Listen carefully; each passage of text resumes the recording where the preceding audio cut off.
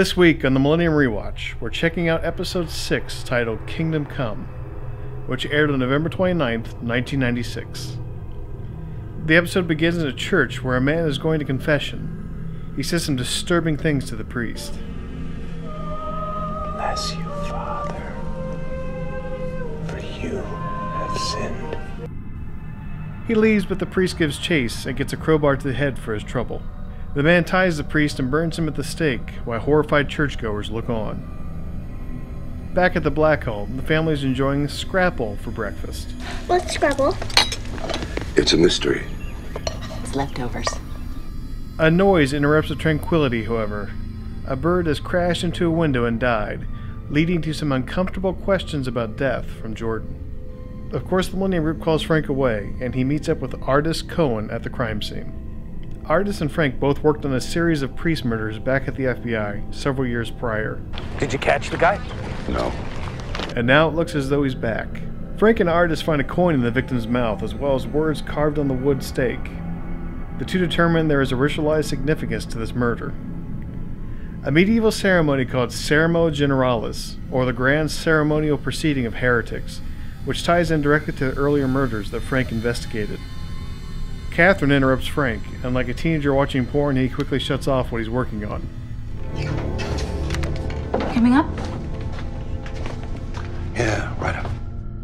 So Catherine has figured out what case Frank is working on because she saw it on TV. So apparently, up until now, Frank has said nothing to her about it. Communication is the key to any good marriage, Frank. Yes. Meanwhile, the killer has found his next victim, a retired golfing priest. Retired from the Lord. I hear you. And he gets a golf club to the head. Yep. That hurts. Back at the Black home, Frank is trying to explain to Jordan what happens after death. What happens to it? Some people think the soul goes to another house. It's not going well. Does God live there? I think that if he does, he'd say to you, it's way past your bedtime. Frank gets an email about the murder of the golfing priest, who we learn was tied to a board and drowned. Torture of heretics. Golf or drowning? Frank explains that the killer is doing this for his own satisfaction, and suggests that perhaps something else has been put in the victim's mouth that they've missed. Something that wasn't ingested. Frank and Artist find a woman's wedding ring in the mud, and a man's wedding band in the stomach of the victim. However, the killer has moved on to Illinois, and breaks into a church looking for information. This leads Frank to realization. He's not killing men. He's killing faith. Artist and Frank are told the information stolen from the church were christening records, which lead to the name of the next victim, Reverend Harnett. Frank calls the next victim to warn him. Hello, sir. Reverend Harnett, don't let anyone in. I already have. However, they arrive too late, and the good Reverend is dead. Frank and Artist determine the killer has come home, and that the area is familiar to him. You think he's come home? I think that this is where the tragedy of his life occurred.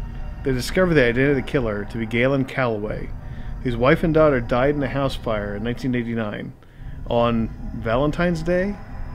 Jeez, that sucks. Galen survived and went on to drinking professionally in between bouts of killing men of the cloth. He was sent to jail for vehicular manslaughter, which interrupted his killing spree. Until now.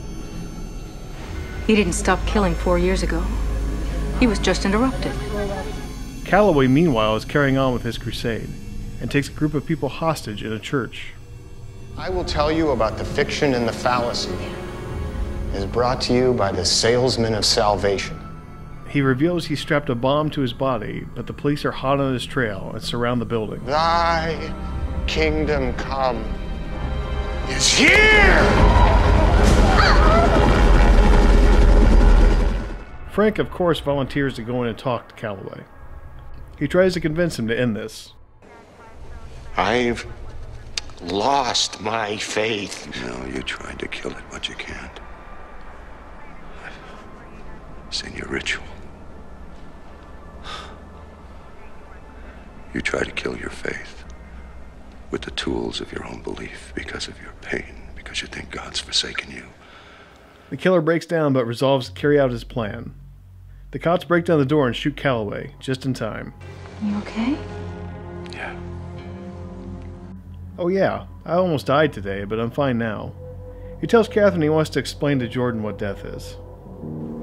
We have to balance sadness with a sense of hope and faith. Kingdom Come is the first episode of Millennium that really starts to examine the religious motives right up front instead of it being something in the background. The killer is a man that felt betrayed by God because his family died in a house fire, and he survived to live on without them. So he was trying to kill his own faith by killing men of God. Men that he believes perpetuate a lie. This is the episode that opened the floodgates for the types of religion-based stories that would later come from the series. I would say it's one of the better episodes of the first season, simply because it feels more like an episode of Millennium. The subplot with Jordan and her first experience with death is something that hits home for any parent. At some point you have to explain to your kids what it is, and this leads to questions about what happens after death. It's not an easy question to answer, but Frank and Catherine seem to handle it the best they can. This episode was actually the fourth one produced, but the sixth to air. Fox claimed the episode was postponed because the Archbishop of Chicago had recently died of cancer, and decided airing the episode so soon after might be in bad taste. However, the more likely reason was that Fox used the supposed controversy to drum up higher ratings for the episode. Kingdom Come was directed by Winrich Colby, who has had a very prolific television directing and producing career. He directed 4 episodes of Millennium that would all rank as standouts from the first season. He's also known for directing episodes of Star Trek DS9, Voyager, and Enterprise. Sadly, he passed away in 2012 at the age of 72. The episode was written by Orhiza Makona, who was also a co-executive producer through much of Season 1. He has since gone on to other TV series such as Third Watch, The Unusuals, and Oz. Notable guest stars this week: Lindsay Krause, who portrays Artis Cohen, is a familiar face that has had a long television career with guest roles on Alias, Frasier, and NYPD Blue, as well as a recurring role in Buffy the Vampire Slayer. She turns in a great performance opposite Lance Henriksen in this episode, but unfortunately her character never makes another appearance in the series. That's it for this week of the Millennium Rewatch. If you enjoyed this video, please like and subscribe so you don't miss any future episodes.